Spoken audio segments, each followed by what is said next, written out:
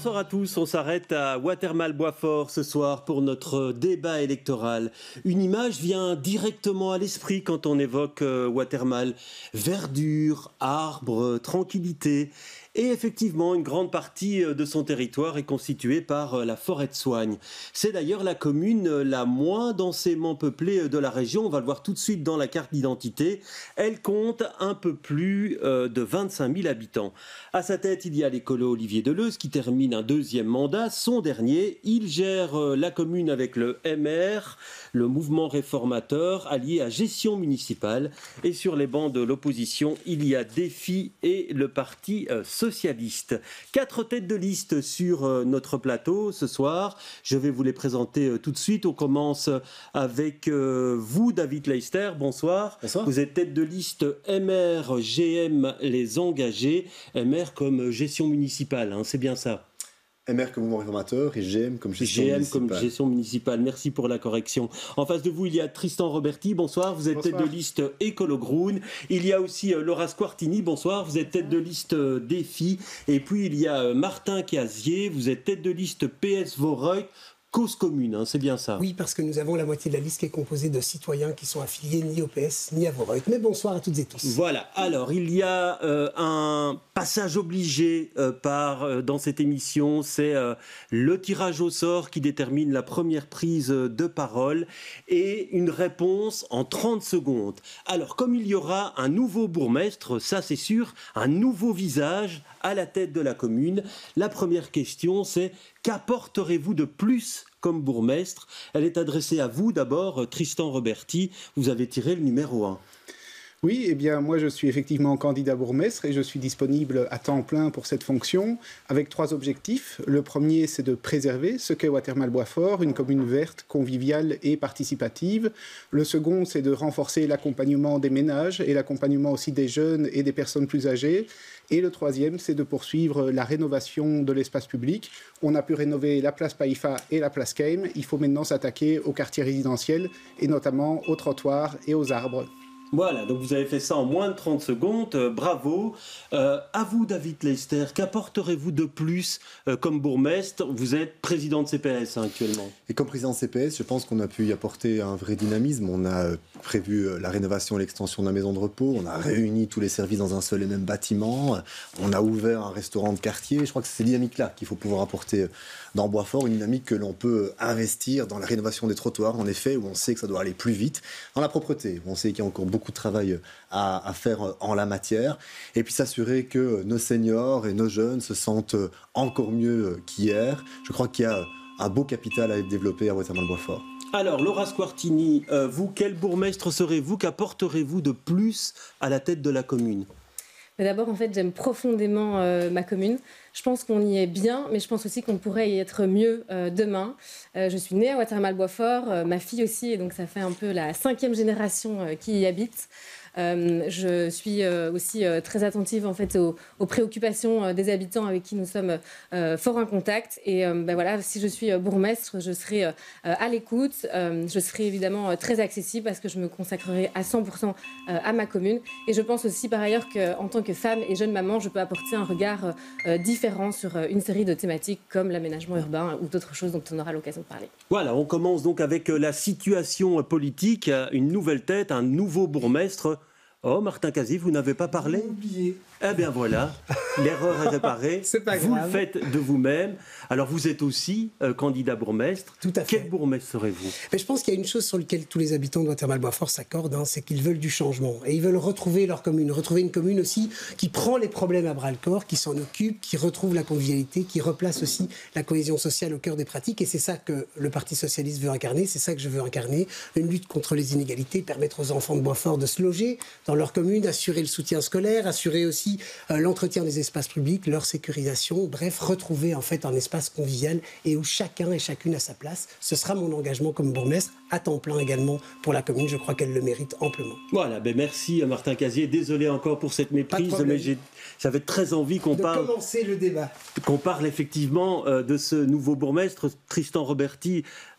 Bonsoir. Et donc, par rapport à ça, Olivier Deleuze part. Il y avait une majorité entre Écolo Groen et le MR. Est-ce que vous êtes satisfait? Vous vous dites, si c'est possible, on reprend les mêmes?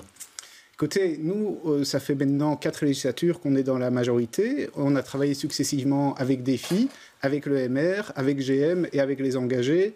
Et on a toujours eu des bons contacts avec chacune et chacun. Et donc, pour les élections du 13 octobre, nous n'avons pas d'exclusif sur le fait de composer une majorité avec l'un ou l'autre. On a 2 critères. Le premier, c'est évidemment le résultat des élections.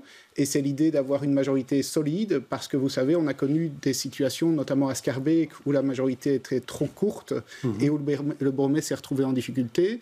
Et l'autre critère, je l'ai dit dans mon introduction, c'est de composer une majorité avec des personnes qui veulent préserver ce qu'est Watermal-Boisfort et cet esprit vert, convivial, participatif que nous défendons. Je pense que les électeurs sont en fait devant un choix. La question est de savoir si la liste que je représente et le projet de transition écologique, sociale et participative que je représente va conserver le majorat, ou au fond si ce majorat va passer auprès de quelqu'un de la liste MR. Oui, alors justement, David Leister, vous vous dites, les jeux sont ouverts. MR Gestion Municipale, c'était 6 sièges en 2018, Écolo Groen 12 sièges, mais vous voyez aussi l'augmentation du MR en juin. Vous vous dites, il y a une carte à jouer, je peux devenir bourgmestre? Il y a une carte à jouer, donc je vois votre question, je crois qu'il faut y répondre directement. Moi, j'ai toujours rêvé d'être bourgmestre de Watermal-Boisfort depuis 12 ans maintenant. Je m'y engage. Si c'est vrai que, sans spéculer, je suis amené à occuper d'autres fonctions au niveau de la région, j'espère que les Boisfortois comprendront que je m'absente quelque peu. Aussi parce qu'il faut reconnaître que les Boisfortois ont compris ces dernières années qu'il était important d'avoir un leader fort à la commune, mais aussi au niveau de la région, parce que la région a trop longtemps voulu imposer une série de décisions sur le territoire communal. Je vous donne peut-être 2 exemples. Récemment, un permis a été octroyé pour rénover, refaire l'avenue de l'Eure, sans véritablement concerter les habitants. Pareil un peu plus loin sur l'église Saint-Urbert, sans véritablement concerter les habitants. Vous avez la place Kem où on n'a pas pu faire de tourne à droite parce que la région a imposé qu'on ne puisse pas le faire. Les containers un peu partout dans la commune. Le bus, avenue de la Futée, bus 42, tout ça ce sont des décisions régionales. Je crois que c'est important aussi de mieux faire respecter la voix des Boisfortois auprès de l'instance supérieure. Mais que dites-vous tout de même aux habitants qui vous disent c'est votre rêve et vous allez l'abandonner finalement pour aller à la région? Mon rêve, en effet, c'est d'être bourgmestre. J'espère vraiment que les Boisfortois me feront confiance en la matière. Si je dois m'absenter quelque peu pour être ministre-président sans spéculer, c'est pas quelque peu, je c'est le 5 ferai, ans. bien entendu, mais surtout derrière moi. J'ai une équipe exceptionnelle. Je vous invite à lire le CV de chacun d'entre eux. Je serai toujours, bien entendu, présent dans la commune. Mais je sais aussi que je peux compter sur une équipe qui a fait cette preuve, comme Échevin ou autre, et qui est prête aussi à m'épauler à Boisfort et ailleurs. Oui, alors Martin Cazé, je vous ai vu sourire. Ça vous étonne, cette position non, ça de m'étonne David pas, Leister? Non, mais je pense que quand on est tête de liste, on se doit à l'honnêteté de dire qu'on est prêt à être bourgmestre et à prendre ses responsabilités. C'est mon cas, je crois que c'est le cas en fait de tous les autres partis ici, sauf le MR. Je le regrette, mais au moins ça a le mérite d'être clair. Ça a le mérite d'être clair aujourd'hui. Si on vote effectivement pour le mouvement réformateur, ce ne sera pas David Leister qui sera bourgmestre. Et ça, c'est au moins cette transparence. Mais je crois que c'est pas ça le contrat moral qu'on a. Est-ce que vous serez échevin, monsieur Casier? Moi, je serai, je l'ai dit, vous quitterez votre poste de chef de groupe pour être échevin? Si je peux être bourgmestre, je le consacrerai ici à Watermal-Boisfort. C'est ça la question qu'on pose. Je pense qu'on n'a pas de réponse là. Et je crois surtout qu'au-delà de la question, des personnes, c'est surtout savoir pourquoi faire. Qu'est-ce qu'on va faire comme politique au sein de la commune? C'est ça le débat qui est le plus essentiel. Je pense que c'est ça aussi qui doit prévaloir après le 13 octobre. Quel programme pourra-t-on mettre en œuvre au sein de cette commune? Alors pour répondre à la question, il a posé à ma place, si vous êtes échevin, si vous avez la possibilité d'être échevin, comme vous êtes également chef de groupe au Parlement de la Fédération Wallonie-Bruxelles, vous choisissez quoi? Puisqu'il vous faudra faire un choix. Bien sûr, donc l'objectif du Parti Socialiste ici et de Vorreut, c'est de monter en majorité. Dans ce cadre-là, ma promesse que je fais et qui est très claire, c'est de dire si je peux être bourgmestre, je quitterai mes fonctions et je me consacrerai au majorat 100% du temps. Et pour le reste, effectivement, nous verrons ce que nous pourrons faire avec les partenaires qui se présenteront. C'est ça aussi le respect des élections. Donc ça veut dire qu'Échevina, peut-être que vous resteriez au Parlement de la Fédération Wallonie-Bruxelles. Ça, c'est des spéculations, ça dépend quel projet. Oui, mais bourgmestre, c'est des spéculations aussi, vous êtes d'accord? Mais c'est un engagement qui est celui de la tête de liste. Et je pense que c'est ça l'engagement qu'on prend au Boisfortois. Le reste, on le verra sur base du programme, des compétences, des partenaires avec lesquels on peut mener une politique. Alors, Laura Squartini, bonsoir. Donc, nouveau visage, je disais, après l'ère Payfa, qui a vraiment marqué la vie boisfortoise pendant de très, très longues années. Vous êtes candidate bourgmestre également, mais candidate, j'imagine, à une majorité avec un Echfina aussi, si c'est possible? Oui, bien sûr, mais moi, comme je l'ai dit à l'instant, je me consacrerai à 100% pour ma commune. Poste de bourgmestre, si on m'en donne l'occasion, et Echfine, bien entendu. Je suis là vraiment pour m'investir pour le bien des Boisfortois. Et c'est vrai que j'ai beaucoup entendu le mot clair là dans vos phrases ces derniers temps, mais c'est pas du tout clair en fait ce que vous proposez. Imaginez, on passe un entretien d'embauche, j'ai le job, et puis après je vais dire à mon nouvel employeur, écoute, lundi, c'est peut-être pas moi qui viendrai, je t'envoie un copain, mais tu vas voir, il est super. Mon équipe est géniale. Ce n'est pas honnête, ce n'est pas clair et ce n'est pas transparent. Et donc nous, chez Défi, c'est tout à fait clair et transparent. Si c'est Défi, je serai bourgmestre. Si on m'offre la possibilité d'avoir un Echfina pour défendre l'intérêt des Boisfortois, je le ferai, et avec vraiment bon cœur et avec toute mon énergie, parce que je pense aussi qu'aujourd'hui, le mariage écolo et maire n'a pas tenu ses promesses. Il est même antinomique, et je pense qu'à un moment donné, Défi, qui est en fait le deuxième parti politique à Watermal-Boisfort, est la seule alternative crédible pour la commune. Oui, alors pas honnête, monsieur Lester, vous répondez quoi? Moi, je pense qu'on a déjà entendu ce discours-là de Défi. Vous savez, moi, je connais un bon bourgmestre, c'est Bernard Kerfailly à Scarbeck. Il est bourgmestre depuis 24 ans, mais il a été ministre pendant 12 ans. Mais j'ai vu aussi la commune qui s'est plutôt bien développée au cours des dernières années, parce qu'il a pu, aussi au travers de ses relais régionaux, faire en sorte, et une présence de terrain qui est importante, et donc là, je lui tire mon chapeau, faire en sorte que la commune de Scarbeck devienne une commune qui se développe plutôt bien. Et donc voilà, je pense qu'on ne peut pas faire abstraction complètement d'une influence régionale qui est très très forte au niveau communal. Donc à ce niveau-là, je pense qu'on n'a aucune leçon à recevoir de Défi. Ouais. Alors Tristan Roberti, c'est le maillot historique pour Écolo, Watermal-Boisfort. Ce serait une catastrophe pour vous de le perdre aujourd'hui? Faut pas être dans l'excès dans les propos, mais c'est vrai qu'on parlait de clarté. Moi, j'ai été député régional de 2019 à 2024 et j'ai fait le choix de ne pas me représenter aux élections régionales. Pourquoi? Parce que chez Écolo, on a toujours défendu l'interdiction du cumul des mandats. On l'a même obtenu le vote d'une ordonnance sur ce point. Et j'ai voulu être clair et en cohérence avec ce point-là. Et c'est vrai que j'ai été désigné par ma section locale et c'est vrai que c'est un enjeu politique pour nous de continuer à Watermal-Boisfort. Et donc, j'ai voulu envoyer un signal clair en disant je ne prends pas d'autres mandats, je ne prends pas d'autres responsabilités et je suis disponible à 100% pour être bourgmestre de Watermal-Boisfort. Oui, alors Écolo était en perte de 13% le 9 juin sur la commune. Ça dépend du niveau de pouvoir. De Watermal-Boisfort. Par rapport à ça, est-ce que vous vous dites le scrutin communal est vraiment différent et donc on peut effectivement avoir des résultats sensiblement différents? Vous voulez faire mentir ces résultats du 9 juin? C'est-à-dire que d'abord, quand je dis ça dépend du niveau de pouvoir, il faut savoir qu'aux élections européennes, quand on cumule les résultats de Groen et d'Écolo, on dépasse les 26%. Et donc, on reste une force très présente dans la commune. Par ailleurs, c'est vrai que je dirais, le système électoral n'est pas tout à fait le même, puisque le comportement électoral du public n'est pas le même. Et donc, nous, on ne prend pas ces élections comme un baromètre. Et par ailleurs, l'électorat n'est pas le même, puisque vous savez qu'il y a plus de 1000 personnes qui n'ont pas la nationalité belge, qui n'avaient pas le droit de vote le 10 juin et qui auront le droit de vote le 13 octobre. Et nous avons accueilli sur notre liste des Français, des Allemands, des Italiens, pour justement être représentatifs de cette diversité-là. Oui, alors Laura Squartini, le score de Défi était mauvais aussi à la région, à Watermal-Boisfort aussi. Vous aussi, vous vous dites que ça peut ne pas avoir d'influence. On parle souvent d'effet miroir entre deux scrutins. Non, je ne pense pas qu'il y ait d'effet miroir entre ces deux scrutins. Je pense surtout qu'en juin, on l'a vu, les électeurs ont voulu une rupture. C'est très clair, on a voulu une rupture avec la politique de gauche et on a voulu marquer un changement de cap. Mais je pense qu'à Watermal-Boisfort, et ce sont les échos que nous avons sur le terrain, les habitants veulent la même chose.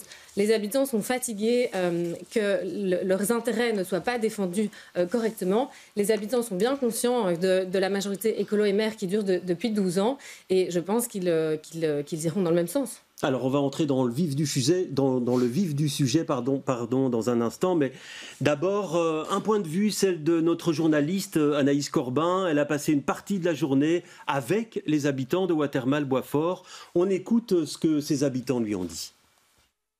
Après ma balade à Watermal-Boisfort, j'ai pu sonder la population. J'ai d'abord rencontré un agent de la propreté qui lui déplore le fait que Bruxelles Propreté ne passe plus qu'une fois par semaine, ce qui engendre des incivilités de la part de certains habitants sur la gestion des déchets. J'ai ensuite rencontré une dame qui habite ici depuis plus de 30 ans, qui aime sa commune mais qui trouve que son image a changé, que son image est en déclin du fait de son manque d'attractivité économique et de son manque de participation citoyenne. Je suis ensuite allée vers le Champ des Cailles. Là, j'ai rencontré Greta qui a son abonnement de légumes, qui a toujours vécu ici d'ailleurs au logis Floréal juste à côté. Elle aime son terrain, elle ne veut pas voir de construction apparaître dessus. Et puis finalement, le gros point noir que j'ai relevé, c'est au niveau de la place Keim.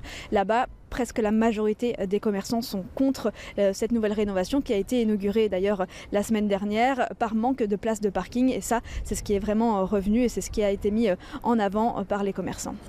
Eh bien voilà, pas mal de sujets à aborder. On va commencer donc par l'aménagement du territoire, l'urbanisme et ce fameux champ d'écailles. Impossible de ne pas aborder ce sujet, ça divise l'opinion et les différents partis politiques au conseil communal depuis pas mal de temps. Alors Martin Casier, est-ce qu'il faut construire des logements sociaux au champ d'écailles? En fait, la question, c'est malheureusement déjà un peu une question du passé, puisque aujourd'hui, le champ d'écailles, la société du logis Floréal, a travaillé ensemble à un projet de coopération et ils ont déposé ensemble des demandes de permis qui vont à la fois développer des nouveaux lieux pour le champ d'écailles, des lieux de rangement, des lieux de réunion, des lieux d'espace partagé et puis aussi effectivement des logements. Et donc c'est un projet en fait qui est porté à la fois par la coopérative et à la fois par les logements sociaux qui se déroulent d'ailleurs sur un terrain qui appartient aux logements sociaux. Et c'est cet équilibre-là que nous souhaitons effectivement maintenir avec un fort soutien au champ d'écailles. La SLRB, la Société régionale du logement, a d'ailleurs subsidié sous cette législature de manière très active le champ d'écailles dans différentes activités. Et effectivement, ici, l'objectif, c'est de pérenniser les activités du champ d'écailles sur un temps long. Vous savez sans doute qu'aujourd'hui, c'est une occupation temporaire. Ils sont donc dans une sécurité juridique assez inconfortable. C'est donc cet équilibre-là, oui, que nous souhaitons incarner. Mais je le dis, la question en tant que telle, elle est un peu une question du passé, puisque mais le champ d'écailles, ça continue. Bien sûr, il y avait un projet de 70 logements, oui, ça continue à diviser. Et c'est ce projet-là qui est déposé en commun entre la coopérative et la société de logement social. Mais ce projet de 70 logements, il divise. Tristan Roberti, vous dites qu'il faut sanctifier le champ d'écailles, il ne faut pas y construire du tout, donc ces 70 logements, vous n'en voulez pas? Oui, la position des colos est claire là-dessus. Nous, on défend la préservation intégrale du champ d'écailles. On considère que ce projet d'agriculture urbaine, il est exemplaire et on considère qu'il apporte beaucoup pour la commune et pour ses habitants. J'y étais encore il y a une dizaine de jours, c'était la fête sur le champ d'écailles. On avait des dizaines d'enfants qui découvraient en fait ce qu'était la nature, ce qu'était l'agriculture. On avait des familles entières qui étaient là. Et pour nous, le champ d'écailles, c'est une maison de quartier à ciel ouvert. C'est un endroit qui doit être préservé. Il y a des alternatives. Il y a des alternatives qui permettent de continuer à produire du logement public à Watermal-Boisfort tout en préservant le champ d'écailles. Et on regrette que le dialogue avec la région et avec la SLRB n'ait pas été possible pour examiner ces alternatives-là. Ici, M. Casier a été très clair, il y a une épée de Damoclès au-dessus de la tête. Ils ont unilatéralement rentré une demande de permis sans concertation avec la commune et sans accord avec la commune. Nous, on ne veut pas fonctionner de cette manière-là. On veut bien se remettre autour de la table avec la SLRB pour en discuter, mais on n'acceptera pas un projet qui est imposé et on n'acceptera pas que les bulldozers arrivent sans concertation avec la commune. Alors Laura Squartini, demain aux affaires, vous faites quoi? Vous dites aussi c'est une zone qu'il ne faut pas toucher, le champ d'écailles? D'abord, c'est comique parce que sur 25 000 habitants, vous êtes tombé sur ma grande-tante qui fait donc partie des 5 générations de Watermal-Boisfort. Et je dois dire que c'est le hasard. Complètement. Non, et je dois dire que nous, on est d'accord avec elle, c'est-à-dire qu'il faut préserver le champ d'écailles. Par contre, on est tout à fait aussi conscient de la situation juridique de ce champ. Donc on préserve à 100%. On préserve ce champ d'écailles. Par contre, ce terrain appartient à une société de logements sociaux qui a donc pour vocation à construire du logement. Il faut donc prévoir une compensation juste et je pense aussi qu'il faudrait se concentrer sur les maisons justement des cités-jardins qui sont vides parfois depuis 15 ou 20 ans et que c'est dans ces maisons qu'il faut investir pour les réhabiliter et pour pouvoir accueillir alors vous dites effectivement il faut trouver des compensations ailleurs. On les trouve où ces compensations? Dans les maisons de la cité Logis Floréal. La commune, la compensation? Qui va payer? C'est pas le champ d'écailles qui va payer, ils sont subsidiés par la région. Mais la commune et la région doivent en discuter et proposer une juste. Mais si la région peut payer des nouvelles constructions sur le champ d'écailles, elle peut aussi investir pour rénover les habitations qui sont vides. Mais ça fait 15 et 20 ans que ces maisons sont vides. Ça, c'est pas le débat. La question que le débat ici, c'est d'avoir du logement pour toutes ces personnes qui sont sur liste d'attente depuis des années et qui parfois n'y arriveront jamais. Vous pouvez la laisser terminer, oui, M. Casier. Sûr, mais je souhaiterais juste savoir qui paye la compensation que vous évoquez. la compensation, elle doit être travaillée en collaboration avec la région, avec la commune, et il faut le réinvestir dans ces habitations qui sont vides depuis 15 ou 20 ans. C'est là qu'il faut aller mettre l'argent avant d'aller toucher à ce champ qui accueille aujourd'hui des activités de cohésion, de contact avec la nature et qu'il faut absolument préserver. Alors, Monsieur Lester, vous êtes assez prudent, vous, dans votre programme. Vous dites, pour les parcelles constructibles non bâties, nous négocions avec le propriétaire pour avoir des projets qui respectent le caractère de Watermal Boisfort. J'imagine que le champ d'écailles est visé. Idéalement, est-ce que vous êtes favorable à ces constructions sur le champ d'écailles ou pas? Ma question est claire. Non, la réponse est tout aussi claire, c'est non. C'est pareil pour un peu plus bas, l'espace Tritoma, le terrain Tritoma, où une nouvelle fois la région a voulu imposer des constructions à Watermal Boisfort. C'est vrai que ce sont des terrains qui en partie appartiennent à la région, mais ils ont décidé qu'ils voulaient les construire. On s'est opposé très clairement en disant on pense qu'il y a assez de terrains qui ont déjà été construits à Boisfort, qu'il y a assez de logements en effet qui doivent être rénovés et que l'effort a déjà été suffisamment du côté de Watermal Boisfort. Mais ça n'a pas suffi. Et la région, c'est une raison de plus pour laquelle il faut qu'il y ait un leader fort à la région, a dit c'est pas grave, on va quand même construire et en attendant, on va y mettre des containers qui sont affreux. On va mettre des containers pile poil à l'endroit où nous, justement, on se bat pour ne pas... des Ukrainiens. On parle de personnes. Sauf de personnes qui n'ont pas de toit et qui subissent la guerre dans leur territoire. Monsieur Casier, vous devez laisser parler les gens. Vraiment, je pense qu'il faut être un tout petit peu poli. Et je pense que sur l'ensemble de Bruxelles, il y avait peut-être 2-3 autres terrains qui auraient pu accueillir ces containers. Mais non, comme par hasard, la région s'est dit, on va les mettre juste là, aux endroits où précisément la commune s'opposait à ce qu'on on rappelle que c'est un terrain constructible. Et donc, bien sûr, mais moi je pense aussi que la région, dans sa vision globale, doit se dire que les quelques espaces verts qui restent à Bruxelles, peut-être qu'il faut les préserver, surtout quand des projets sympathiques ont été développés. Mais est-ce que ce sont ces 70 logements en plus qui vont véritablement apporter une réponse cohérente et suffisante et efficace à la crise du logement à Bruxelles ? Je ne pense pas, de nombreuses études le prouvent. Raison de plus pour laquelle, je suis désolé, mais la région a beaucoup trop imposé de décisions sur les territoires de Boisfort, entre autres celle-ci. Alors, Monsieur Casier, vous êtes un peu seul sur ce plateau par rapport à ce projet de construction. Pour deux raisons. D'abord parce que, aujourd'hui, vous savez, le terrain, il appartient donc aux coopérateurs de la société du logis Floréal, c'est-à-dire les locataires sociaux. Aujourd'hui, il n'y a pas plus de 2% des locataires sociaux qui ont accès aux produits du champ. Autrement dit, en fait, ce terrain qui leur appartient, ils en sont finalement expropriés. Ils ne peuvent même pas bénéficier des produits. Et donc, c'est cet équilibre-là. Quand j'entends qu'il faut préserver les activités, c'est ce que nous faisons dans le projet, l'ensemble des activités maraîchères et potagères, y compris d'ailleurs aussi sur les moutons, vont être préservées dans le projet. C'est cet équilibre-là que nous souhaitons incarner, de permettre à la fois de maintenir un projet de cohésion sociale et de production alimentaire. On veut d'ailleurs aussi travailler sur des questions d'accès à ces éléments-là, en sécurité sociale alimentaire, par exemple. Ce sont des enjeux importants. Mais il faut aussi respecter que ça appartienne à des locataires sociaux qu'aujourd'hui ils n'y ont pas accès et que c'est une manière effectivement de régler la question de la liste d'attente. 70 logements, Monsieur Lester, vous dites ça ne va pas tout régler. C'est vrai, ça ne va pas tout régler. Mais si toutes les communes se disent systématiquement ça ne va pas tout régler, eh bien c'est ce que nous avons aujourd'hui. Nous avons une liste d'attente qui ne fait qu'augmenter. Et puis surtout, c'est pas la seule solution. Il faut évidemment aussi qu'on développe, qu'on rénove des bureaux en logement, ce que la région a fait, qu'on rénove et qu'on investisse comme jamais dans la rénovation des logements. Juste et donc après. ces éléments-là font en fait partie d'une politique tout est cohérente, on ne peut pas la découpler et on ne peut pas avoir une proposition A à un endroit parce qu'on y a des enjeux et une autre proposition sur d'autres terrains. Je crois que ce n'est pas cohérent. Alors je voudrais passer à un autre volet, c'est la question des trottoirs. Dans tous vos programmes, vous développez un plan trottoir et donc une urgence à rénover les trottoirs. Question à vous, Monsieur Roberti, pourquoi est-ce qu'on ne l'a pas encore fait ? On le fait. Alors vous savez, c'est important les trottoirs. C'est important que les personnes puissent se déplacer à pied, les piétons, les personnes à mobilité réduite puissent se déplacer à pied dans notre commune.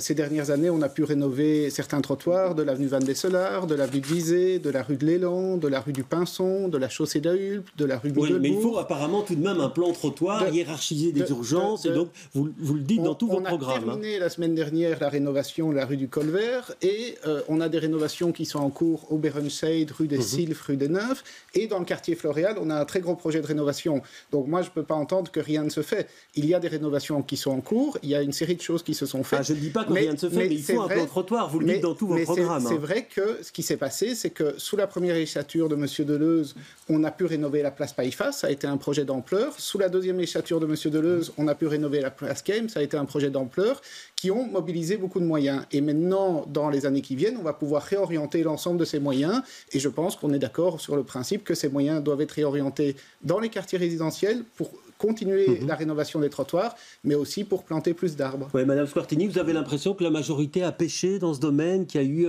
un attentisme à un certain moment par rapport à ces travaux ? Oui, mais ça me fait doucement sourire que ce soit dans tous les programmes. Je pense que ça l'était aussi il y a 6 ans et probablement même il y a 12 ans. Ce que je n'entends pas, en tout cas, chez les autres, c'est comment est-ce qu'on va faire.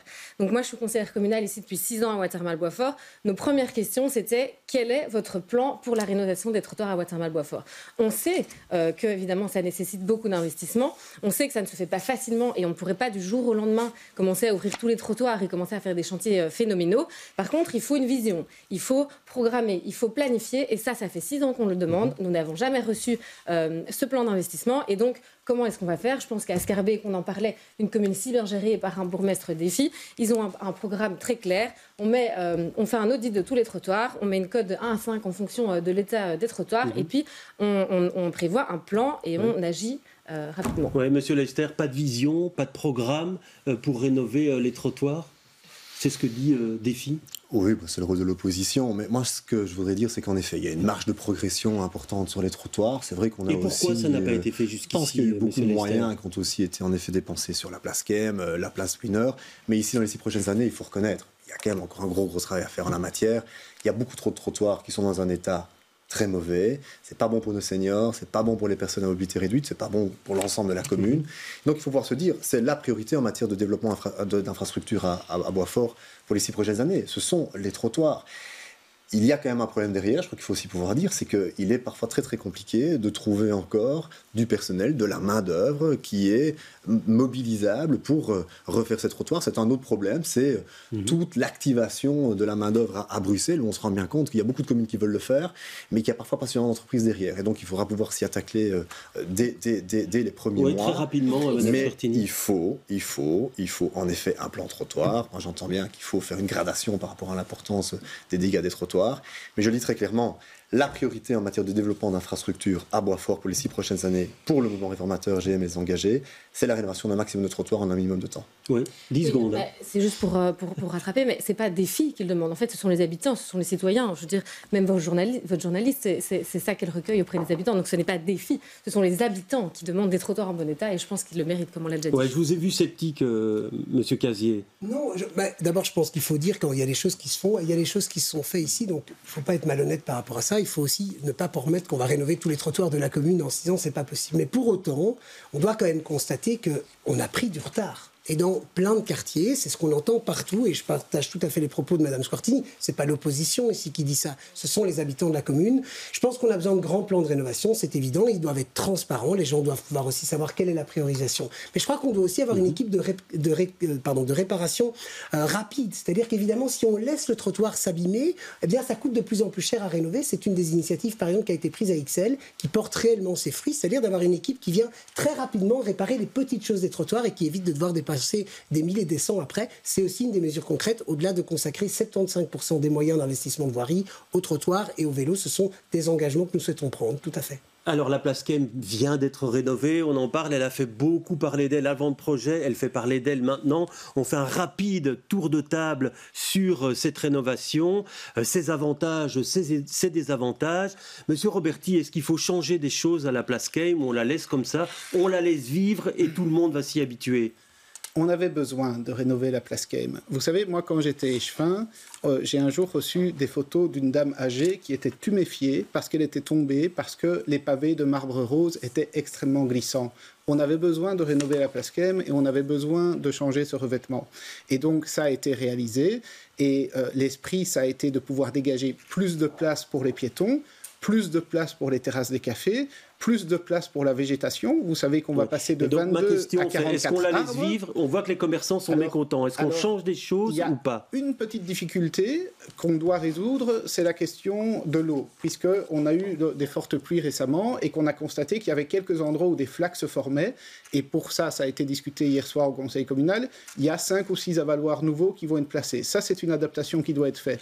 Après, peut-être qu'il y aura l'une ou l'autre chose à observer et l'une ou l'autre maladie de jeunesse encore à à je dirais, retravailler légèrement, mais le principe même de l'aménagement de la place ne va plus être mis en cause. Alors, vous remettez en cause le principe, vous, Monsieur Casier, les commerçants se plaignent de la disparition de places de parking. Alors, est-ce qu'il faut revoir ça, essayer de trouver des places ailleurs? Votre réponse sur le sujet? Écoutez, c'est surtout, on en a parlé au début de ce débat, c'est qu'il y a un tourne à droite pour arriver dans un parking souterrain qui pourrait être beaucoup mieux utilisé, et que ce tourne à droite aujourd'hui n'est plus possible. Il a été interdit dans l'aménagement de la place, et ça pénalise les commerçants. Aujourd'hui, ils disent la place a recommencé, mais le chiffre d'affaires ne remonte pas du tout de la même manière. Donc là, c'est vrai qu'on a une vraie difficulté. On a aussi une difficulté, par exemple, sur les stationnements vélo sécurisés. Il n'y a absolument pas de stationnement vélo sécurisé sur la place. Ce sont des éléments. Et puis, M. Roberti parlait d'une flaque. Enfin, c'était quasiment en étang. On avait 30 cm d'eau dans un des coins de la place. Donc il y a eu des malfaçons, il faut les corriger.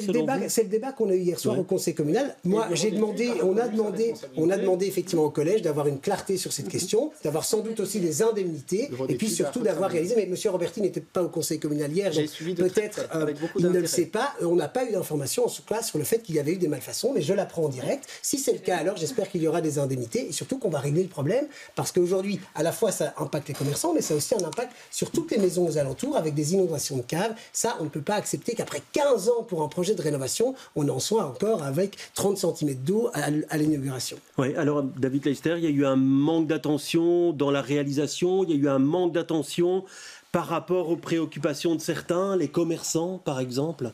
Moi, je voudrais d'abord saluer la patience et le courage des commerçants, parce que c'est pas simple de traverser plusieurs mois de travaux comme ils l'ont fait. Et donc, on doit entendre toutes les remarques qu'ils nous ont pu délivrer ces derniers jours, ces dernières semaines. Entre autres, de tourne à droite, par exemple, que l'on connaît bien. Peut-être le rappeler quand même que pour obtenir le permis de la région pour avoir la rénovation de la place KM, la région nous a dit vous aurez le permis pour autant que vous ne faites plus de tourne à droite. Donc une nouvelle fois, la région a imposé cette décision-là à Watermal-Boisfort. Pareil sur les places de stationnement où si on les avait écoutées, il n'y en aurait plus aucune. Heureusement, on s'est battu pour en garder quand même quelques-unes. Derrière ça, c'est clair qu'il y a quelques maladies de jeunesse en effet avec les avaloirs qu'il faudra réparer. On a entendu les Schwinn hier nous expliquer que ça allait être le cas et donc moi je suis rassuré. Derrière ça, ça va aussi en combinaison avec un autre dossier qui a pu être résolu, entre autres par l'échevin Jean-François Delevoye, c'est toute la question du bail amphithéotique dans la galerie, où on sait qu'il y avait plusieurs commerces qui ne se renouvelaient plus. Progressivement, ici, on voit apparaître déjà 1 ou 2 nouveaux commerces. C'est très important parce que là, on n'ira pas sans l'autre. Il faut une galerie qui est prospère, avec une nouvelle place KM qui répare encore ces 2-3 maladies de jeunesse. Ouais, alors Madame Squartini, dans votre programme, vous mettez le point sur le surcoût de cette place KM, de ce qu'elle a coûté en plus. Vous voulez aussi qu'il y ait des changements à la marge ou fondamentaux? D'accord. D'abord, il y a une chose évidemment sur laquelle on est d'accord, c'est qu'il fallait revoir cette place KM. Et je pense que voilà, on a eu l'inauguration la semaine dernière, revoir un peu de vie et d'animation sur cette place KM, ça faisait du bien, je pense à tout le monde, surtout après ce long chantier. Alors, elle a ce qu'on appelle des maladies de jeunesse. Je pense qu'elle a quand même des défauts un peu structurels. La question de l'eau, il faudra y être très attentif. Et donc, j'apprends, dommage qu'on n'ait pas eu cette information hier soir au Conseil communal, mais donc j'apprends que le bureau d'études aurait assumé des responsabilités. Et donc ça, vraiment, j'en appelle à la commune à être vraiment très attentif sur les responsabilités des différents maîtres d'œuvre dans ce chantier. Vous pensez quoi, que la majorité a manqué de transparence? C'est ça que vous dites? Vous n'avez pas eu toutes les infos? De transparence. D'abord, il faudrait demander à l'Eschwinn si elle avait eu l'info hier, mais visiblement...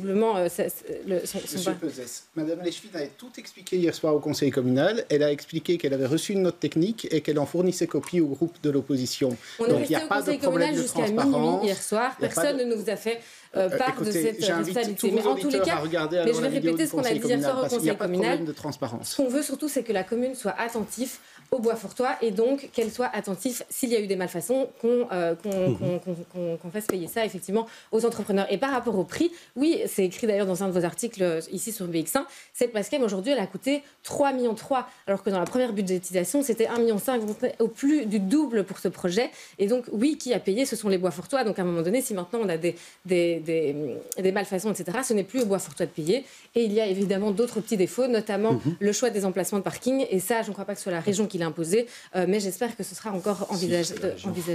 C'est pas les zones de livraison, c'est pas la région qui dit où est-ce qu'il faut les mettre. Donc ça, c'est la commune. Mais si, bien sûr que si. Ouais, voilà, on vous mettra pas d'accord là-dessus. On a vu en tout cas qu'il y avait des changements à faire plus ou moins importants selon vos différents points de vue. Je voudrais qu'on passe au logement. Maintenant, il y a beaucoup de difficultés, comme dans d'autres communes, pour les jeunes, pour les revenus moyens, pour les revenus faibles, de se loger à Watermal-Boisfort. Il y a un débat entre vous. Faut-il créer plus de logements publics ou plus de logements moyens. Martin Casier, dans votre programme, c'est clair, il faut augmenter le parc de logements publics. Dites-vous, il y a pourtant déjà énormément de logements sociaux à Watermal-Boisfort. Le logement public, c'est aussi du logement moyen, c'est la régie foncière, donc c'est toute la classe moyenne qui y accède, c'est cet ensemble-là qu'on appelle du logement public. Mais donc oui, effectivement, en fait, aujourd'hui, la crise du logement, d'abord, elle est générale à la région bruxelloise, vous le disiez dans votre introduction, et donc elle doit mobiliser toutes les solutions. Et par toutes les solutions, c'est construire là où on le peut. Le Champ des Cailles était, en tout cas, le long de l'avenue des Cailles sur le Champ des Cailles est un espace. Il reste Archiduc Nord, par exemple, un autre terrain.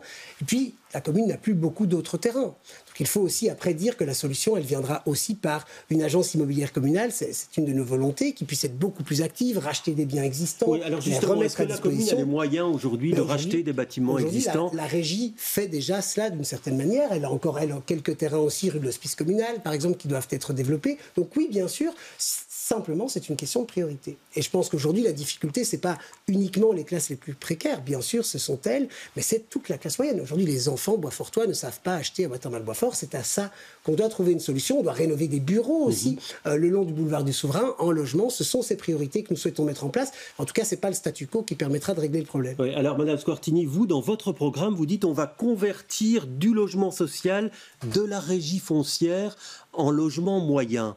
Ça permettrait de quoi ? À quelle échelle ? Combien de logements ? Et ça permettrait d'en créer combien ?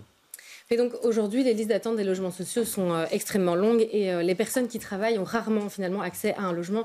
Et donc ce qui est important aujourd'hui à Watermal-Boisfort, c'est justement, comme Martin Casier l'a dit, de pouvoir permettre aux enfants boisfortois de la classe moyenne qui sont souvent oubliés, de pouvoir rester en fait à Watermal-Boisfort. Et donc pour ça, effectivement, il faut convertir le bâti existant en logement. Il faut aussi convertir du logement public, donc du logement de la régie de la commune, qui est aujourd'hui du logement social, en logement moyen. Je pense qu'il y a les cités-jardins, il y a les... Combien, selon vous, et combien faut-il créer de logements ?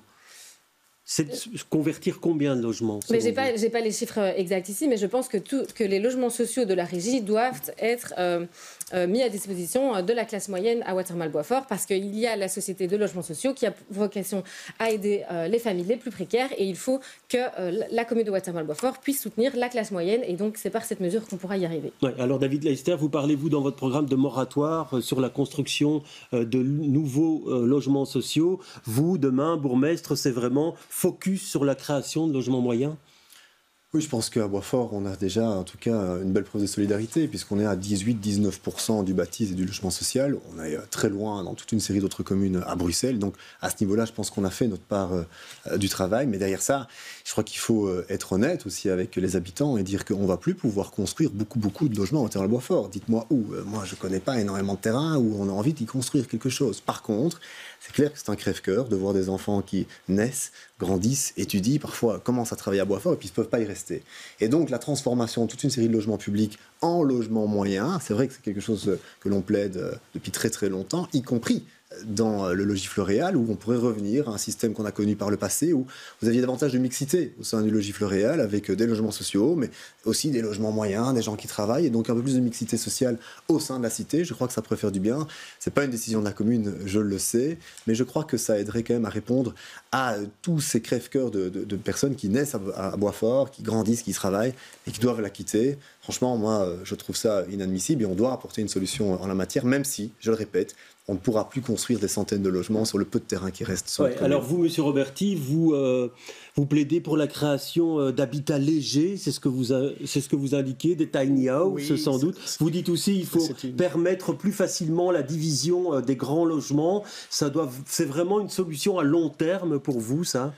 Mais moi, je voudrais revenir sur la question du logement public et dire que nous, on a toujours été favorables au fait de développer du logement public à Watermal-Boisfort, et on l'a fait. Le projet Martin Pêcheur, c'est une trentaine de logements, a été initié par une échevine Écolo-Groen, et on a poursuivi avec le projet Loutrier 11 logements, avec le projet Archiduc Sud 59 logements, et nous défendons actuellement un projet qui a fait l'objet d'un permis récemment, qui s'appelle Archiduc Nord, et qui porte sur la création de 38 logements, dont un logement intergénérationnel pour personnes et des logements pour personnes handicapées. Ouais. Et quand le maire vous dit moratoire sur les logements sociaux, est-ce que vous dites OK, on y va ou pas? En tout cas, le projet Archiduc Nord, il a fait l'objet d'un vote à l'unanimité au conseil communal, donc je n'imagine pas que ce projet-là va être mis en cause. Pour le reste, effectivement, il y a d'autres solutions comme la réaffectation des immeubles de bureaux, comme la division de certains logements existants, mais il faut aussi donner du sens aux logements qu'on fait. J'ai parlé de logements intergénérationnels, nous on veut des logements pour personnes à mobilité réduite. On a également créé dans la commune un logement d'urgence pour des personnes issues de la communauté LGBTQIA+, pour qu'elles puissent venir se réfugier là. On a des ILA, des initiatives locales d'accueil pour notamment les mineurs non accompagnés, et on doit aussi poursuivre le développement de logements pour des publics fragilisés, et pourquoi pas aussi demain, par exemple, pour des femmes victimes de violences. Et donc, au-delà de la question simple de faire des logements, c'est aussi quel sens est-ce qu'on donne à ces logements. Ouais, le moratoire sur les logements sociaux, ça condamnerait les 70 logements sur le champ d'écaille, hein, Monsieur Casier. Donc, ouais. Oui, c'est plus que ça, c'est un peu le logement public, ce que j'ai entendu. Ça me paraît un peu compliqué, d'abord parce que, comme l'a rappelé Tristan Roberti, il y a déjà des accords sur Archiduc Nord, par exemple, donc je vois mal qu'on reculerait quand même sur la construction de ces éléments. Sur sur l'avenue des Cailles, je disais, c'est un projet qui a déjà été introduit, donc je crois qu'il faut raison garder. Cela dit, au-delà de ces deux dernières parcelles, les parcelles qui restent sont des petites parcelles rue de l'Hospice communal. Par exemple, c'est une maison qu'on pourrait construire. Donc, il n'y aura pas non plus d'autres constructions majeures. Je crois qu'il faut l'entendre. Mais on ne peut pas non plus avoir un double discours, c'est-à-dire d'encourager les développements de logements privés très très chers et de ne pas avoir une action sociale. C'est cet équilibre-là qu'on doit trouver dans la commune. Ça me paraît légitime, singulièrement pour les enfants de Watermal-Boisfort. Alors, une précision, Monsieur Leister, quand vous parlez de ce moratoire, est-ce que ça remet en cause les projets qui sont déjà prévus actuellement ? En tout cas, nous, par rapport au champ d'écaille, à Tritoma, je pense qu'on a toujours eu un positionnement très clair où on était opposés. Je l'ai déjà dit il y a quelques minutes. Et donc oui, moi je ferai tout ce qui est en main. Et Archiduc Nord, il y a un processus qu'on a déjà pu limiter, parce que je vous rappelle qu'à la base, on allait construire, enfin vous vouliez construire sur l'ensemble du terrain. Ici, Archiduc Nord, il reste quand même un problème, c'est son financement. C'est un très beau projet, il y a des beaux éléments derrière, mais pour le moment, on ne parvient pas à savoir comment on va le financer. Et donc je crois que c'est aussi un élément, quand on voit la situation des communes, la situation des régions, qu'il faut mettre dans la balance. Est-ce qu'on peut le faire? Mais il faut qu'on puisse financer le système, parce que je crois qu'ici, on a vu trop grand pour quelque chose qui, certes, est louable. Il y a en effet toute une série de logements qui sont louables, mais il faut pouvoir financer ça derrière. Ouais, alors, Mme Squartini, justement, par rapport à ça, est-ce que Watermal-Boisfort a assez de logements sociaux, ou est-ce que les projets prévus, finalement, ils sont dans les cartons, ils sont dans le pipeline, on les réalise? Ben, moi, comme je vous l'ai dit, notre priorité, c'est vraiment le logement moyen. On en a parlé, on a différentes options qui s'offrent à nous pour le faire. D'abord, on a un bâti existant qui peut être reconverti, on a des bureaux, on a également des habitations qui sont vides. Alors, la majorité précédente avait instauré une taxe justement sur le bâti vide, mais qui n'est jusqu'à présent pas appliquée. Donc, je pense qu'on peut également aussi effectivement revoir certains aménagements. Donc, il faut préserver les terrains qui ne sont pas encore construits et regarder ailleurs comment on peut proposer du logement moyen pour que la classe moyenne puisse rester à Watermal-Boisfort. Oui, réponse rapide, pas appliquer cette taxe sur les logements abandonnés? Je ne pense pas que ce soit exact. Effectivement, dans le logis Floréal, on est dans des logiques de rénovation. Et donc, on ne va pas rajouter de la difficulté à la CISP qui rénove ces logements. Et dans le marché privé, en fait, il y a très peu de logements vides. Il faut quand même être très idiot pour être propriétaire d'un logement à Watermal-Boisfort et le laisser vide. Mais il y a un suivi qui se fait de la part de la commune sur les logements vides. Alors très bien, on va parler de la politique de la jeunesse maintenant, si vous le voulez bien. On l'a vu dans le reportage diffusé dans le journal, le nombre de personnes âgées de plus de 65 ans augmente à Watermal-Boisfort, mais le nombre de 15-25 ans augmente également. Pour les seniors, il y a des projets, le projet d'agrandissement de la maison de repos, vous en avez parlé, Monsieur Leister. Qu'en est-il pour les jeunes? Sont-ils satisfaits finalement des services qui leur sont offerts à Boisfort? Écoutez leur réponse, on en a rencontré quelques-uns. Je trouve que c'est bien placé en tout cas. Et c'est à l'entrée de Bruxelles, c'est pas trop au centre. Il y a du monde mais pas trop. Et ouais, franchement, je trouve ça chouette de sortir ici. Je suis pas trop au courant, je pense, de ce qui se passe vraiment dans la commune et des trucs organisés par la commune. Donc je saurais pas te dire. Mais je pense qu'il y a quand même des choses en place. Moi, généralement, quand je sors, c'est hors de Watermal-Boisfort parce que je pense que c'est une ville un peu plus calme que XL ou d'autres. Voilà, une ville calme, Watermal-Boisfort, et qu'on voudrait peut-être animer. Qui sait, on va poser la question à nos candidats. David Leister, vous parlez dans votre programme de la création d'un conseil consultatif communal de la jeunesse. Alors certains vous diront, c'est un machin en plus. Ça pourrait servir à quoi ça ?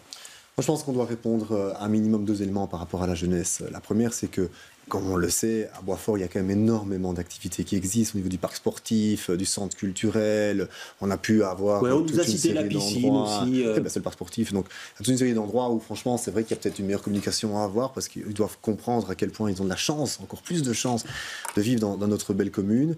Derrière ça, c'est vrai qu'on a parfois tendance à être un tout petit peu trop calme dans la commune, et donc moi je serais demandeur à ce qu'il y ait un peu plus de fêtes, un peu plus de festivités, dans le respect bien entendu des habitants et citoyens, mais je crois que quand vous faites une activité place Kem ou place Wiener, vous faites un concert, vous faites une diffusion de match de foot, il y a du monde qui vient et beaucoup de belle jeunesse qui vient. C'est vrai que je serais demandeur à ce qu'il y en ait encore plus parce que je suis fier de la commune et je suis fier de montrer tout ce qu'on peut y développer. Parallèle, je tiens quand même à attirer l'attention sur un élément, c'est qu'en tant que président de CPS, j'ai vu ces dernières années de plus en plus de jeunes qui venaient frapper à la porte du CPS. Je remercie la commune de nous avoir soutenus financièrement au niveau du CPS depuis de nombreuses années pour pouvoir répondre au mieux à ces jeunes, financer leurs études très souvent, s'assurer qu'ils puissent trouver un emploi par après. On doit être attentif à ça. On pense qu'on est une commune que riche et en réalité il y a beaucoup de difficultés aussi qu'il faut pouvoir entendre. Alors Laura Squartini, vous parlez aussi vous de tarifs réduits pour les jeunes de moins de 25 ans, de développement du sport et de la culture. Très précisément, vous voyez ça dans quel créneau ? Oui, mais je pense que la jeunesse à Watermal-Boisfort n'est pas suffisamment bien servie en tout cas.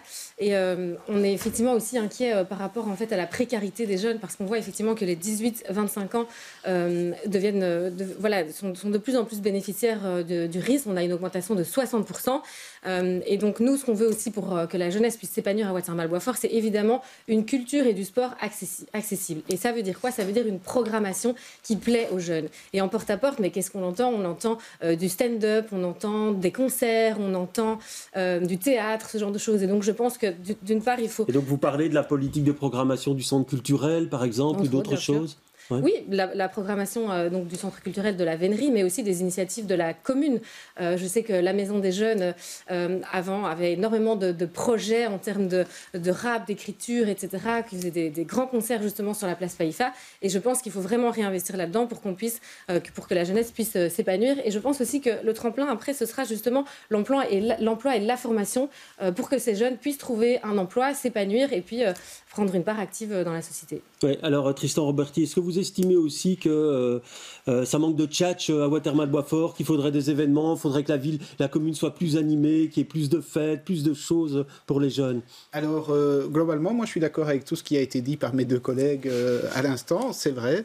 D'abord, on a une population qui se renouvelle, une population qui se rajeunit, et les jeunes ont une demande qu'on écoute leurs besoins et qu'on réponde à leurs besoins. Et effectivement, les activités culturelles et autres, ça pèse là-dedans. Et quand on a réaménagé, il y a une dizaine d'années, la place de Boisfort-Centre, c'était justement pour dégager un très grand espace. L'événement qui a réuni le plus de jeunes ces dernières années à Watermal-Boisfort, c'est la diffusion des matchs des Diables Rouges sur écran géant. Vous aviez vous aviez des milliers, et bien, franchement, le public était assez jeune. Ouais. Vous aviez des milliers d'adolescents et d'étudiants qui étaient là. Alors demain, on fait quoi, Monsieur Roberti, pour animer ces places et d'autres ? Alors, justement... La place Kem, quand je disais tout à l'heure qu'on a dégagé plus d'espace, c'est aussi pour pouvoir l'animer davantage avec des activités proposées par les commerçants, par le syndicat d'initiative, par le centre culturel, et ça pourrait être des activités à destination aussi du public jeune. Et puis on doit continuer à investir effectivement dans la maison des jeunes, les maisons de quartier, tous ceux qui peuvent offrir un support aux actions des jeunes. Et toute dernière chose, les jeunes ont aussi besoin, on le sait, on a parlé de précarité chez les jeunes, d'un accompagnement, et nous proposons justement de créer une AMO, accueil en milieu ouvert, qui soit destiné spécifiquement à l'accompagnement des jeunes. Ouais, alors vous êtes un petit peu en avance sur le temps de parole, donc incroyable. Je vous demanderai d'être un petit peu plus bref dans vos prochaines prises de parole. Si, il y a quelqu'un en régie qui chronomètre. Hein. Oui. On fera les comptes juste après l'émission. On fera les comptes juste après l'émission, si vous le voulez. Alors je vais vous permettre de répondre sur le côté festif, mais dans votre programme, Monsieur Casier, vous insistez beaucoup sur le chômage des jeunes, qui est important à Watermal-Boisfort. Vous dites qu'il faut une compétence finale de l'emploi. Qu'est-ce que ça permettrait de faire ? Et de la jeunesse. En fait, qu'est-ce que ça permettrait de faire ? En fait, aujourd'hui, on a le deuxième plus haut taux de chômage des jeunes à Watermal-Boisfort. Ça, c'est quand même une information qui est complètement étonnante. David Lester le disait, tout l'imaginaire, c'est toujours que Boisfort est une commune riche. Ce n'est pas la réalité. Il y a tout un ensemble de la population. Mais qu'est-ce qu'un échevin de l'emploi changerait ? Aujourd'hui, on a besoin, typiquement, il n'y a aucune association à Watermal-Boisfort, mis à part le CPS, mais qui ne touche qu'un certain type de public, qui accompagne à l'écriture de son premier CV, à la recherche d'emploi, qui accompagne les jeunes. Vous savez, sur notre jeune, un quart des candidats, sur notre liste, un quart des candidats sont des jeunes. Et ils sont tous venus dire, en fait, mais à Boisfort, il n'y a rien pour nous. Alors c'est vrai qu'il y a des activités sportives, 350 € l'inscription au club de foot et le chèque de sport, c'est 70 €.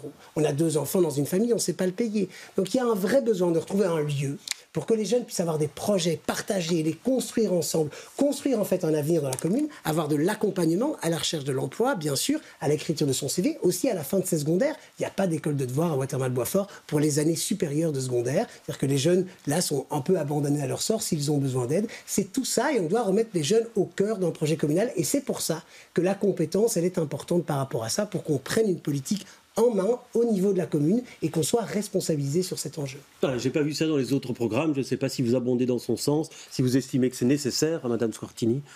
Cette compétence de l'emploi. Bien sûr, c'est tout à fait dans notre programme aussi. On a eu justement un ministre de l'Emploi défi qui a fait énormément de bien, je pense, à la région sur les 2 derniers mandats. Et sur ce chômage des jeunes, c'est vrai que le chiffre est quand même interpellant. Qu'est-ce qu'il faut mettre en place en plus, selon vous ?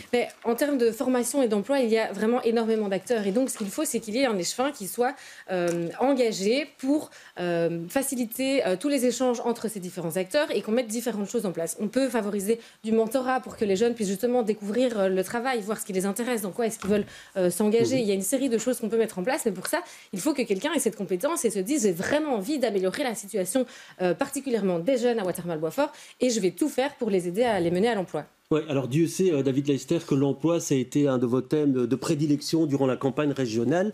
Et là, on constate qu'à Boisfort, il y a une lacune dans ce domaine en termes de prise en charge de la population jeune. Mais il y a eu quand même, au cours des 6 dernières années, particulièrement entre 2020 et 2023, beaucoup de rénovations aussi de logements à la cité Logis-Floréal, avec de nouvelles familles qui sont arrivées, donc de nouveaux jeunes, ce qui explique aussi une partie des difficultés qu'on rencontre maintenant. Je pense que la politique en termes d'activation de l'emploi et de formation, certes, se fait au niveau local. On a toutes et tous notre pierre à mettre à l'édifice. Mais c'est aussi une politique qui doit être de manière plus globale, gérée par rapport à l'activation régionale, puisque c'est une compétence régionale.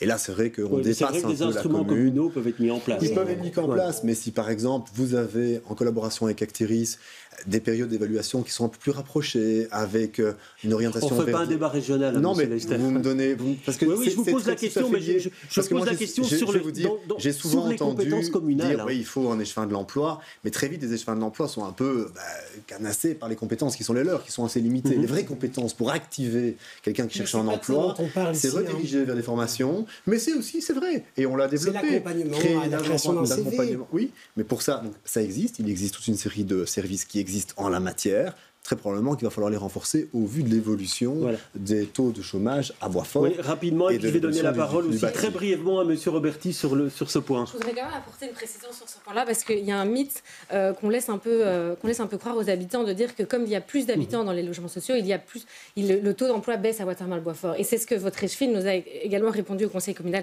Sauf que ce n'est pas exact. Si on regarde les statistiques, le taux d'emploi, il baisse dans tous les quartiers de Watermal-Boisfort. Et donc, ce n'est pas spécifique aux cités-jardins. Et donc, j'aimerais qu'on arrête de stigmatiser les familles en précarité en disant que c'est là le problème. Ce sont tous les Boisfortois qui sont confrontés à une difficulté en termes d'emploi. Et donc j'aimerais bien qu'on rectifie ce genre de choses.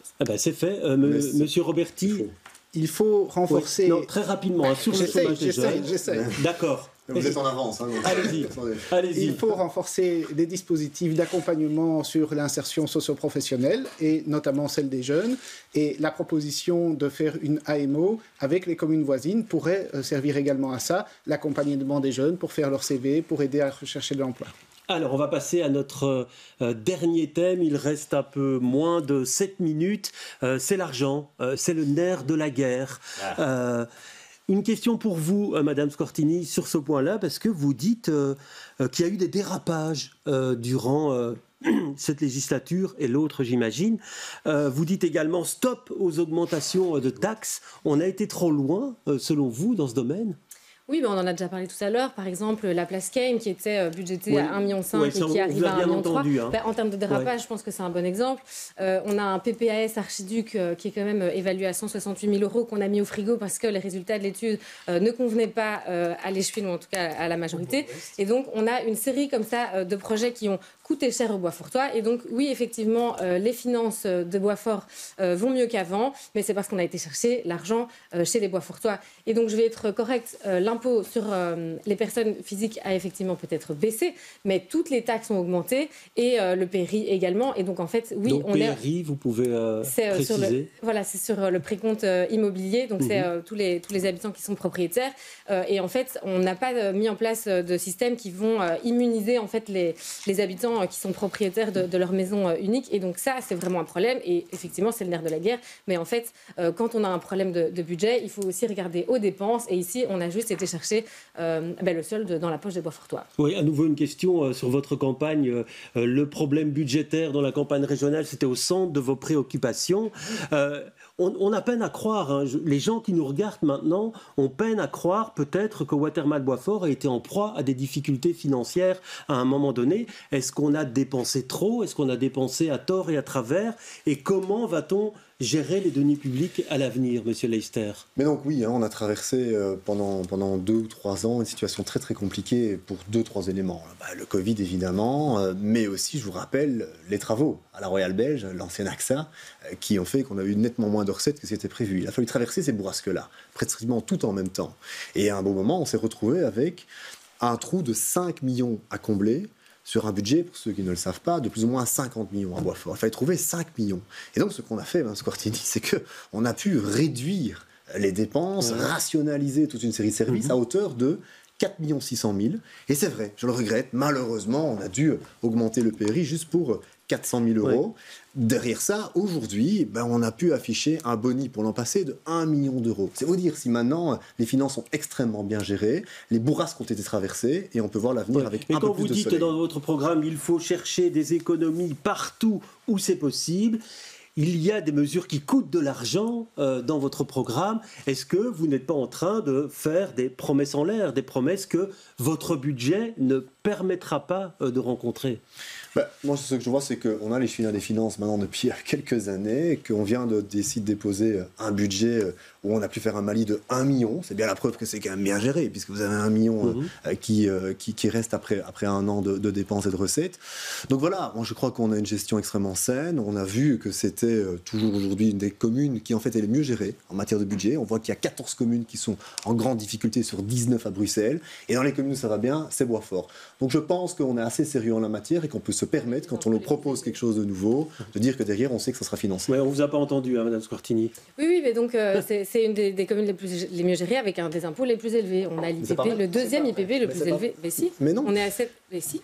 Alors l'IPP a été baissé et le PRI est en dessous de la moyenne. Et on est toujours la deuxième commune de Bruxelles. Parce que vous demandez aux autres tristesses quand vous parlez, donc je voudrais juste pour moi, si je peux me permettre. Très rapidement, parce que vous êtes en avance sur le temps de parole. Et les chiffres sont têtus.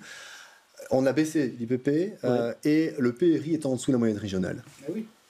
Alors, Monsieur Casier, j'ai pas vu de programme de points spécifiques sur les finances dans votre programme. Est-ce que vous partagez l'enthousiasme et le constat de Monsieur Leister sur ce domaine? Non, mais on doit quand même bien dire qu'on venait d'une situation très difficile et que cette situation s'est améliorée. Mais c'est vrai qu'elle s'est faite sur le dos des Boisfortois et des Boisfortois. Ça, je partage l'analyse de défi, mais on vient de très loin. Mais il y a eu des choix qui ont été faits qu'on a profondément, nous, critiqués. Vous disiez qu'il y a eu des efforts sur les services. Oui, mais quels services? On a diminué le subside à la vénerie, le centre culturel de 75 000 €. On a diminué les subsides aussi à l'accompagnement des personnes âgées. C'était l'ASBL Vivre chez soi. On a diminué, on a supprimé une bibliothèque. Bref, en fait, on s'est attaqué au cœur de la politique sociale et de cohésion sociale de la commune. C'est des choix que nous n'aurions pas du tout fait. Et puis, et je terminerai par ça, il y a un autre élément dont on ne parle pas. C'est la taxe verte dans les logements sociaux. Alors, elle n'appartient pas à la commune, mais en fait, on a de l'ordre de 20% du territoire qui est occupé par le logis Floréal. Et ce sont des habitants, souvent les plus précarisés, qui payent 600 € par an de taxes d'entretien de ces espaces verts que la commune devrait prendre à sa charge parce qu'aujourd'hui, tous les habitants de la commune bénéficient de ces espaces et ce sont les plus précarisés qui payent, je le répète, 600 € par an. C'est inacceptable. Nous pensons que la commune et la région doivent reprendre ces dépenses et ces entretiens des espaces verts et des espaces publics à sa charge. C'est en fait bien normal. c'est comme ça partout. On n'imaginerait pas dans une autre commune, et je termine là, qu'on fasse payer une taxe d'entretien des espaces par les habitants. C'est inimaginable. Alors, Monsieur Roberti, il reste une trentaine de secondes dans ce débat, donc je vais vous demander de conclure. Est-ce que vous pouvez promettre aujourd'hui, puisque vous le dites dans votre programme, on va baisser l'impôt sur les personnes physiques, est-ce que c'est une promesse que vous pourrez tenir ? 1, il n'y a pas de taxe verte communale sur les habitants du logis Floréal. 2, au niveau du PRI, il n'y a pas de taxe communale, monsieur Casier, sur le logis Floréal. C'est le logis Floréal qui est sous tutelle de la SLRB. Il n'y a pas de taxe communale. On va laisser le terminer. Et 2, au niveau du PRI, on est largement en dessous de la moyenne communale, notamment largement en dessous de Woluwe-Saint-Lambert et de Schaerbeek. Donc voilà. Et oui, il faut aller chercher les subsides partout où c'est possible. On a maintenant 1 million d'euros de subsides pour la piscine. On a 435 000 euros de subsides pour la place Kem. On a 470 000 euros de subsides pour refaire des trottoirs dans les voiries du logis Floréal. Et ce sera notre obsession, c'est d'alléger la charge communale en allant chercher des subsides partout où c'est possible. Voilà, le temps qui nous est imparti est terminé. Merci en tout cas d'avoir débattu sur ce plateau. C'est vous maintenant, les électeurs de Watermal-Boisfort, qui allez décider le 13 octobre. Merci de nous avoir suivis. Demain, on change, on passe dans un tout autre endroit de la région bruxelloise. On va s'intéresser à Kuckelberg. Très bonne soirée à tous.